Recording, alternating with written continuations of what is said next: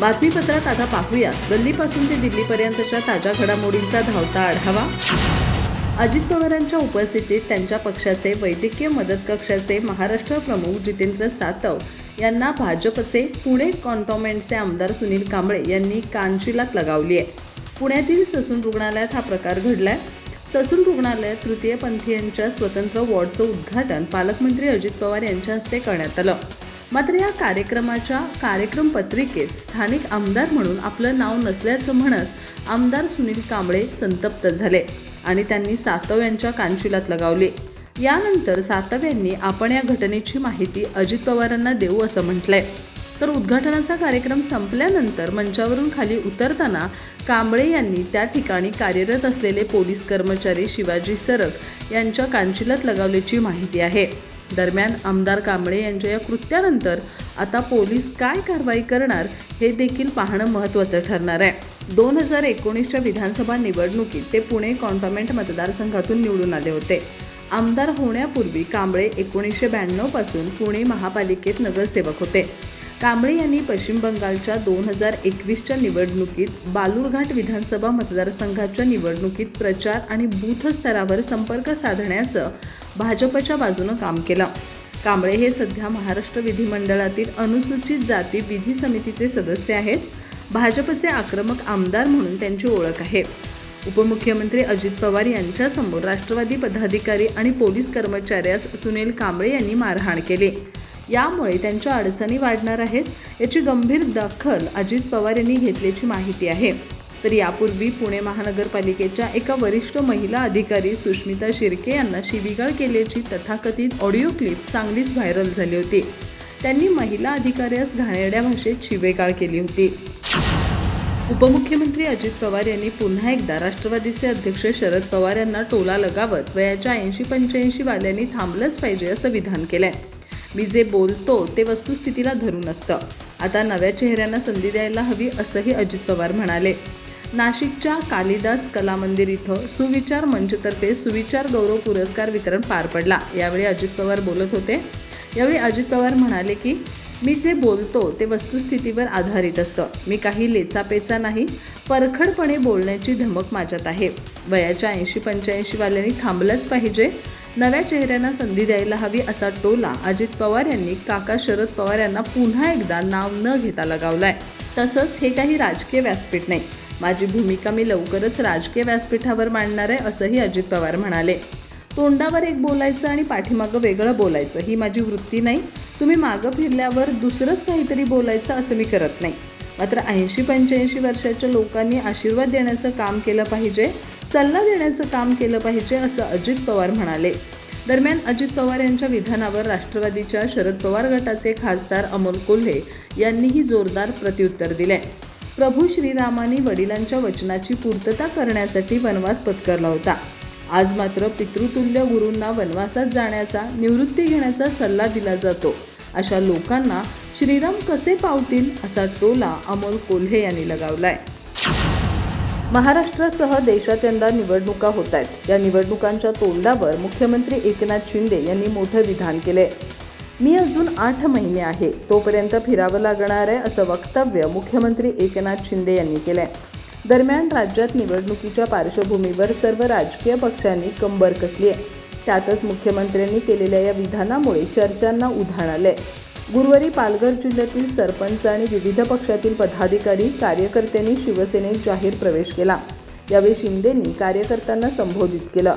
यावेळी शिंदे म्हणाले, मी अजून 8 महिने आहे म्हणून आपल्याला फिरावं लागणार आहे। शिवसेना पक्षात नव्याने दाखल झालेल्या पदाधिकाऱ्यांचे एकनाथ शिंदेंनी स्वागतही केलं।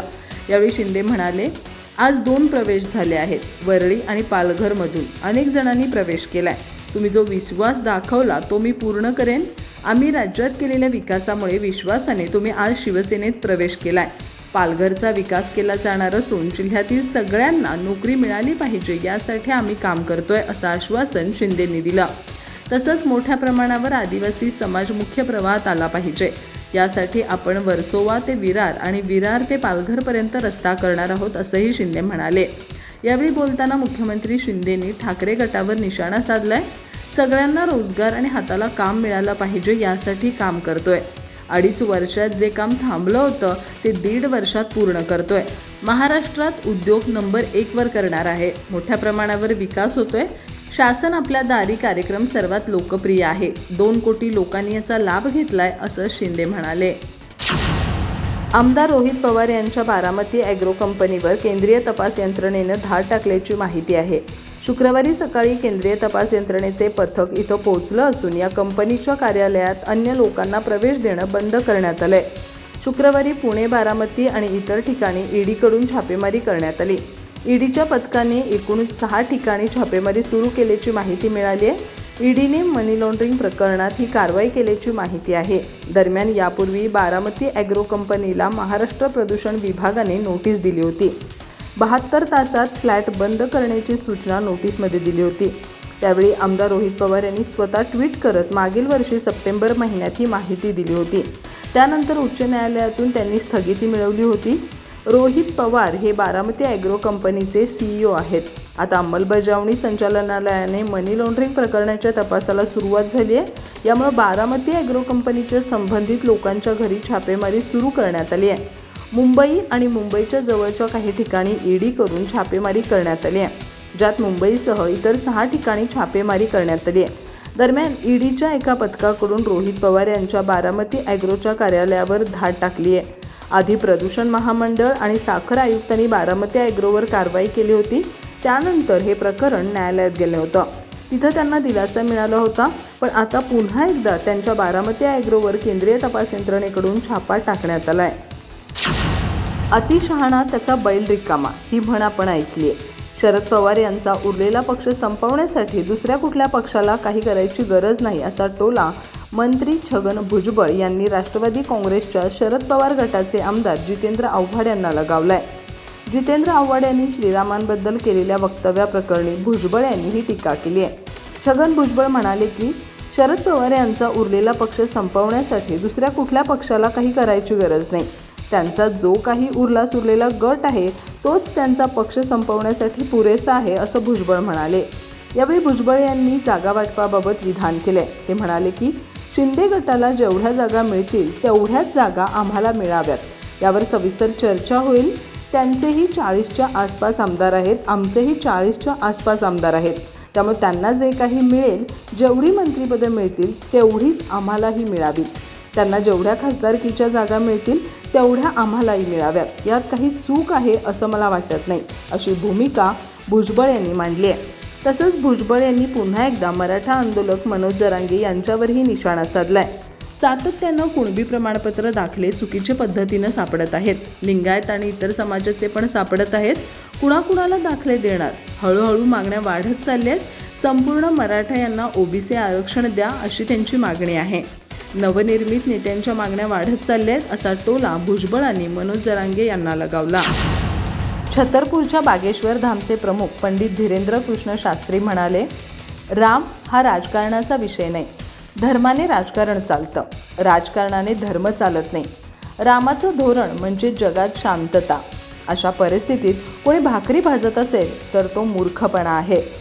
ANIने पंडित धीरेंद्र कृष्ण शास्त्री यांना नोएडात प्रश्न विचारला होता की 22 जानेवारीला अयोध्येतील राम मंदिराच्या प्राणप्रतिष्ठेसंदर्भात विरोधी पक्ष भाजपवर राजकीय फायदा घेत असल्याचा आरोप करते. त्यावर पंडित धीरेंद्र शास्त्री म्हणाले, भारतातील जनता जागृत आहे. तुमच्या मनानुसार मतदान करा. भारत जागतिक नेता कसा बनू शकतो आणि भारताचा विकास कसा होऊ शकतो यासाठी राष्ट्रीय हितासाठी आपलं मत द्या. एकता, अखंडता, सार्वभौमत्व हे रामाचे स्वतःचं धोरण आहे. ज्ञानवापी आणि कृष्ण जन्मभूमी संदर्भात न्यायालयात सुरू असलेल्या खटल्याबाबत धीरेंद्र शास्त्री म्हणाले, शंकर ज्ञानवापीमध्ये आणि कृष्ण जन्मभूमी कन्हैयाची असल्याचं सिद्ध झालंय. सल्ल्याची गरज नाही. इथं न्याय आणि न्यायव्यवस्था आहे. शोधात सापडलेल्या पुराव्यांवरून तिथं सनातन्यांचं वर्चस्व होतं हे निश्चित आहे. हे केवळ सनातन्यांचं मंदिर आहे, इतर धर्मीयांचं नाही. मोहम्मद गौरी, अकबर, बाबर यांनी हल्ला करून या देशावर केलेल्या जखमा सध्या भरून येत आहेत. देवाच्या कृपेनं हा सुवर्ण काळ आहे. MIMचे प्रमुख असुद्दीन ओवेसी यांनी नुकतंच मुस्लिमांनो मशिदी ताब्यात ठेवा, नाहीतर एक एक करून मशिदी हिसकावून घेतल्या जातील असं विधान केलं होतं. यावर पंडित धीरेंद्र शास्त्री म्हणाले, त्यांची भीती यावरून समजतं ते किती कमकुवत आणि क्रूर आहेत.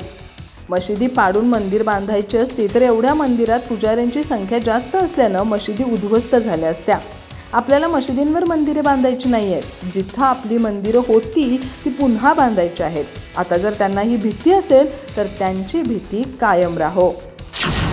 पुण्यात 100व्या नाट्यसंमेलनाचं आयोजन करण्यात आलं असून स्वारगेट परिसरातील गणेश कला क्रीडा मंदिर या ठिकाणी नाट्यसंमेलनाचं उद्घाटन कार्यक्रमात राष्ट्रवादी काँग्रेस पक्षाचे अध्यक्ष खासदार शरद पवार आणि उपमुख्यमंत्री अजित पवार एकाच व्यासपीठावर येणार होते. मात्र उपमुख्यमंत्री अजित पवार यांनी आपण या उद्घाटनात जाणार नसल्याचं सांगत शरद पवार यांच्यासोबतचं व्यासपीठ टाळले.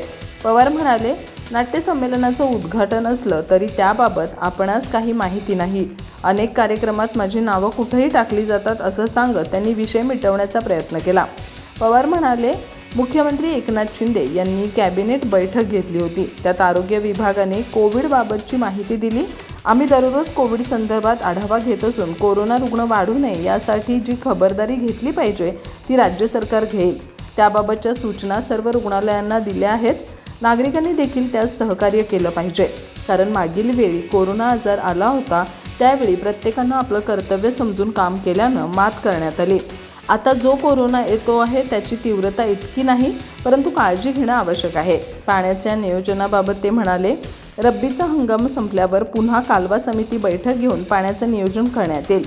नेमकं किती बाष्पीभवन झालंय आणि किती पाणी शेतीस गेलंय, जुलै 2024पर्यंत किती पाणी पुणेकरांना लागेल या सर्वाचं नियोजन करून पुढील दिशा ठरवण्यात येईल.